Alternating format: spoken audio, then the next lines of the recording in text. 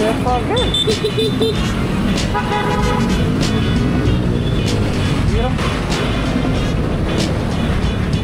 Oh, kasi na yung bagong version ng Vespa, guys. Wait. Ha? Yung bogi ng helmet mo.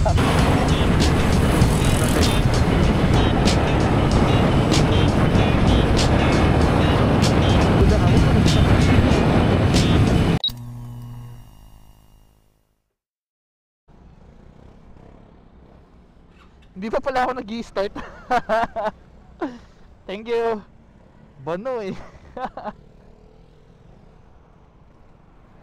So tinignan ko yung manibela niya. Medyo may paling nga, no? May hindi siya pantay. Na-curious tuloy ako sa akin din. Okay naman. Tuwan-tuwa siya eh, no? So ayan guys, nakita nyo experience ng isang rider from different types of motorcycles. Iba't ibang brand na rin yung nahawakan niya. So nag-NMAX siya, nag-XMAX, XMAX ba? NMAX saka Aerox, tapos Honda Click, Mio, ganyan. So lahat yun, halos lahat yun dinaanan niya. And yung feedback niya sa Vespa, sabi niya ibang iba daw. And yun nga, gusto niyang bumili na rin yun sa kanya. So hindi pala to sa kanya, sa isang tropa pala to na pinakiusap lang sa kanya na siya muna tumingin. Ganyan, siya muna magpa PMS mga ganyan. Siya ang gumagamit sa ngayon. So yeah, tinatarget daw niya na bumili by December. Kasi yun nga, natuwa siya sa kung paano yung feeling ng Vespa kapag nasa kalsada. Na yung iba daw narereklamo malubak, pero siya, sabi niya kung ikukumpara daw sa mga nahawakan yung mga motor, mas maganda pa rin daw ang suspension ni Vespa, diba? So take it from someone na naka-experience na talaga, no? Kesa yung makikinig lang kayo sa mga nang-gatekeep. Gets naman natin yun. Vespa, they don't offer much sa mga motorcycles nila. ABS, ano pa ba? Wala na actually. Just the brand itself, no? Pero yan, yung mga bagong version ng Vespa, which is eto nga, mga 2024 version ng Sprint. Ano na to mga to? Ayun nga, sabi ko sa inyo kanina, naka semi TFT na yung display. So pwede mo na i-connect yung phone mo dyan, nakikita mo na rin yung temperature, etc. And LED nila lahat ng ilaw. So not bad na talaga para sa presyo niya, no? Ang kulit, oh, may mga Pokemon ball sa poste. Ayun, oh, Pokemon ball.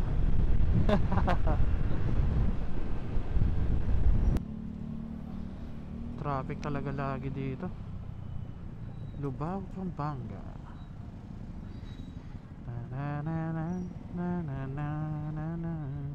Shoutout muna natin yung si Wifey. I feel you touch me in the pouring rain. Don't know kung anong ginagawa niya ngayon, but magandang weather sa kanila ngayon eh. Tapos na ang winter. However, may allergies sa pollen, so yeah, I hope you're feeling better now, love.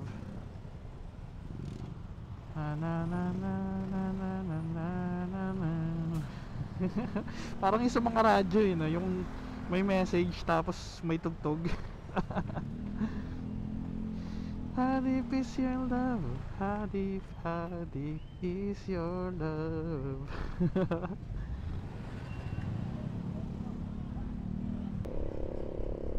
Oh man, ipit tayo kay tatay.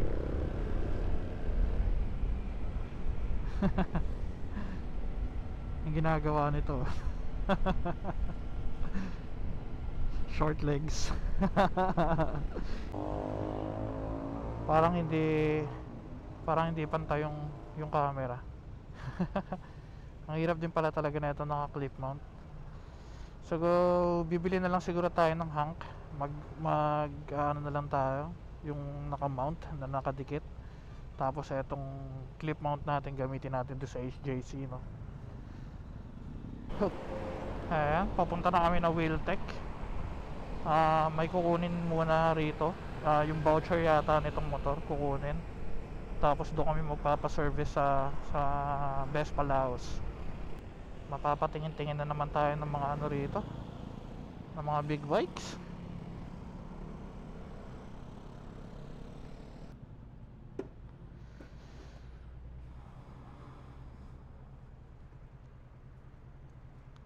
Angas, oh.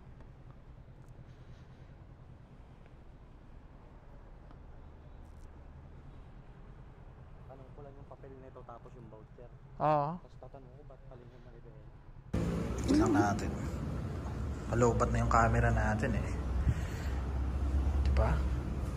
Testing. XSR 900 parang hindi. Eto, testing. Uy, pwede, bagay. Eto, dito. Bagay ba? Pwede din. Wait lang, parang mas bagay dito eh, oh. Oh, boom, 500 SR, boom.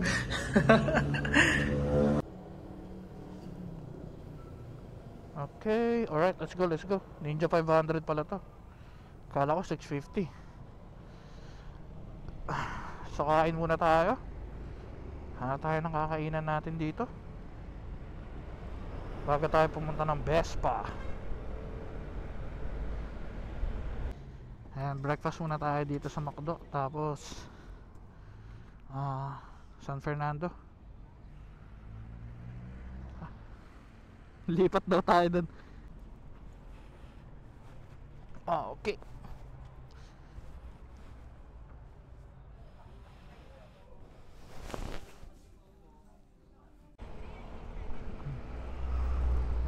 Hello guys, we're back. So papunta namin ng ano nito, San Fernando, Pampanga. Vespa San Fernando. Nakangawit na to.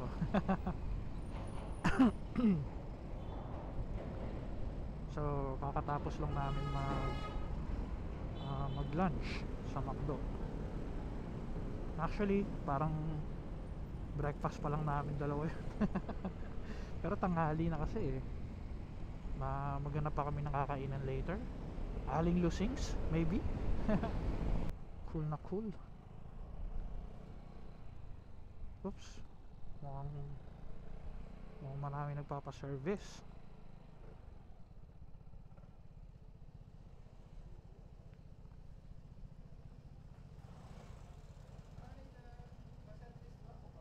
Okay.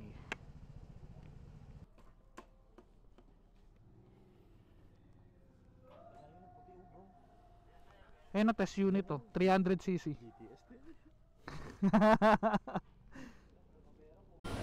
Ayan. Kala ko test unit, hindi pala.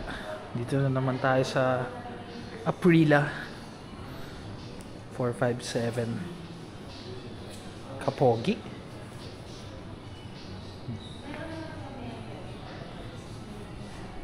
Ayan, sakto may power bank pala, so makapag-charge tayo ng camera.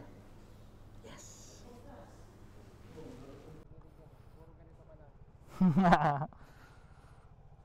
Kaya, ingat po.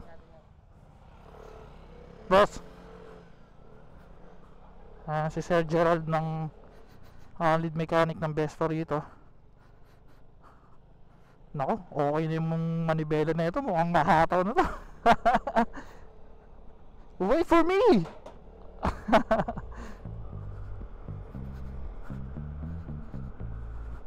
Okay din yung ano dun, no?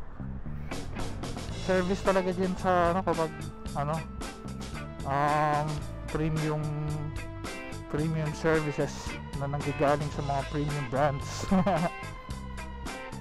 So nabanggit din nila na medyo marami-rami nga daw ang nagko-complain o nagre-raise ng concern sa mga Vespa units na nanggagaling sa mga ibang distributor, no? Hindi na tayo mag name drop kung ano.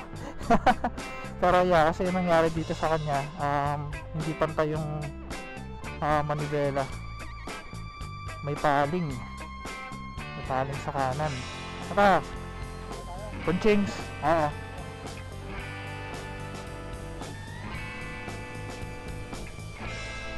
Ngayon kakain naman kami ng punchings.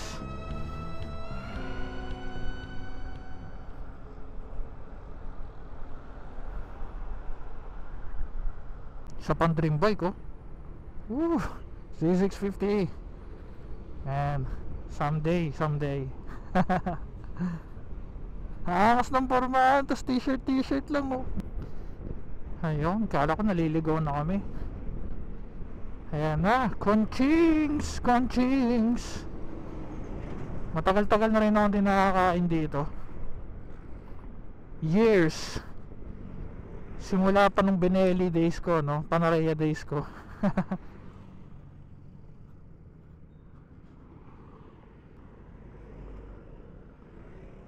There you go. Tayo para malilim. Kasi dapat pwede dahil dalawang motor naman, so equivalent of 1 car na din. Maganda yung gloves. Oo.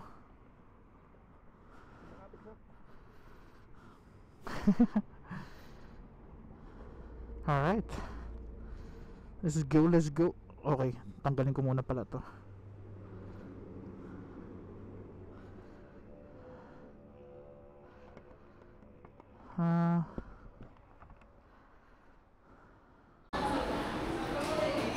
Ano sa'yo?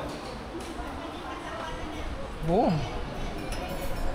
Ikaw ang kakainin mo. Parang nakakatakam to yung Pusit. Adobong pusit. May sisig din po kami, bololo, papaitan. Ayan guys, tapos na tayong kumain. Batsi na tayo na ito. Uwi na. At sobrang tirik na nung araw. Hapon na tayo. Nakalimutan ko pa yung shorter shades ko.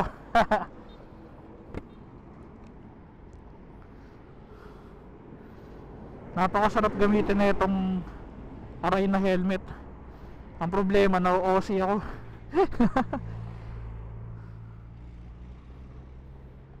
Yeah, dapat nag-shades ako. Ang hirap, nakakasilaw.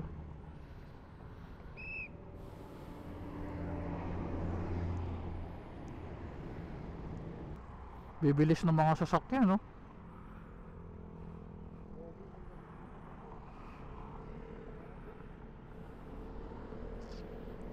Oh yeah.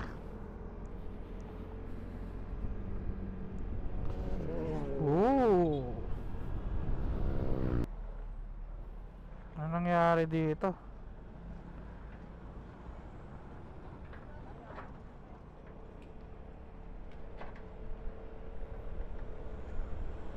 Durog-durog yung harapan ng ano, ng owner. Ginagawa na nila, oh. So mukhang totoo na gagawin siyang parang theme park in Pradera. Looks good, but yeah, medyo matagal-tagal pa yan for sure. Mga 3 years, 4 years, ganun. Or maybe 2. Malapit-lapit na rin to. And yung battery ng camera natin malapit-lapit na din. So I'm gonna end this vlog dito, and then yeah, I guess I see you on my next vlog, guys. Thank you for watching, and